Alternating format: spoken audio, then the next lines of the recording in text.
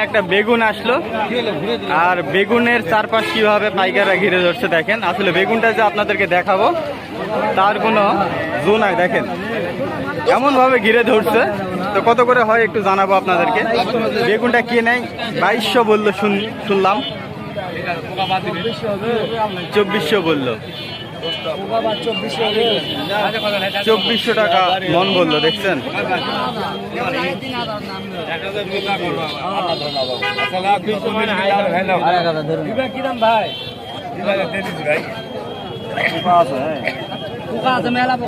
পোকা থাকবে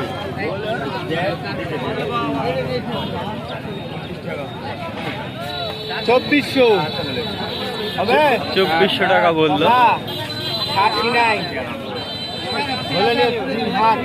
60 টাকা পার কেজি বলা হলো। এই যে বেগুন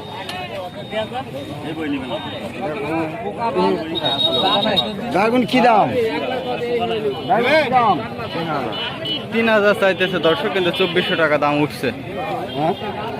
2400 উঠছে